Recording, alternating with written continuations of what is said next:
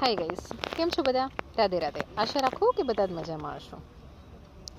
હવે છે ને આજે વાત એના ઉપર કરવી છે કે આજે જે શિવરાત્રી હતી ને, તો બધાને જ ખબર હશે કે ભવનાથ મંદિરમાં જે મેળો ભરાયો અને પછી છે ને ત્યાં ટ્રાફિક એટલો બધો હતો ને કે વાત જ ન પૂછો. અને એ ટ્રાફિક મને ક્યારે નડે એ હું તમને કહું કે જ્યારે હું છે ને શુક્રવારે રાજકોટથી અહીંયા ગાંધીનગર આવતી હતી ને ત્યારે જે 5 વાગ્યાની બસ છે ને એ 7 વાગ્યા સુધી અમે રાજકોટમાંથી બહાર નીકળી શક્યા. વિચાર કરો તમે. એટલે આનો 2 કલાકનો છે ને આખો ટ્રાફિકનો ગેપ પડી ગયો હતો. તો આ ઉપરથી મને એક વિચાર આવ્યો કે ભગવાનના સ્થળે જવા માટે આટલી બધી ટ્રાફિક હોય છે, તો એક દિવસ એવો પણ હોવો જોઈએ કે આપણાથી છે ને દૂર રહેતા મા બાપને મળવા માટેનો એક સમય હોય. સાચી વાત છે ને? એક સમય તો એવો હોવો જોઈએ કે ઠીક છે, હવે એટલા બધા કંઈ આપણે દૂર ન રહેતા હોય કે 2 મહિને આપણે મા બાપને મળવા જવું પડે. 1 મહિનાની અંદર તમે એને મળી લો, મોઢું બતાવી દો, તો એ લોકોની આંખો છે ને એ ઠંડક થઈ જાય. સાચી વાત છે. તમે તમારા મા બાપને ખાલી પૂછજો કે મમ્મી પપ્પા તમારે અમારી પાસેથી શું જોઈએ છે, તો એને ખાલી એક જ ઈચ્છા હોય કે મારો દીકરો કે દીકરી એ આવીને ખાલી મને મોઢું બતાવી જાય, બસ.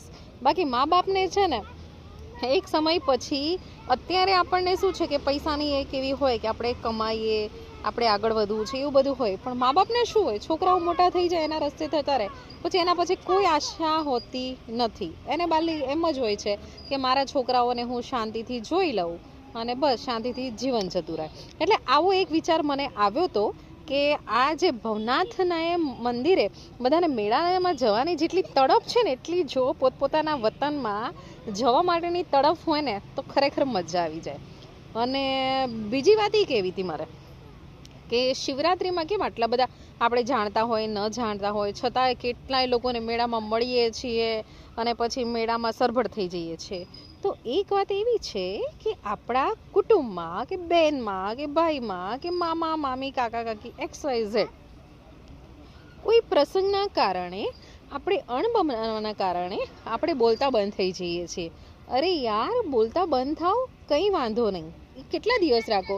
10 દિવસ રાખો, 15 દિવસ રાખો, કે કોઈ વધારેમાં વધારે 1 મહિનો રાખો, પણ એ વસ્તુ છે ને કે ત્યાં સુધી ન રાખો કે જ્યાં સુધી તમે આ દુનિયામાંથી તમારો દેહ છોડી દો ને ત્યાં સુધી એ વસ્તુ ન રાખો.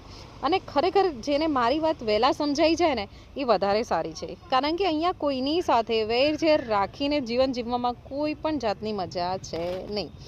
એક વસ્તુ અલગ છે કે કોઈ તમને બોલાવવા ન માગતું હોય અને એવું હોય તો તમે બસ હાય હેલો કરીને વાત મૂકી દો, પણ કોઈ ઉપર વેરઝેર ન રાખો, બરાબર? અને આ વેરઝેરવાળી વસ્તુ છે ને એ છેક સુધી ન લઈ જવી જોઈએ.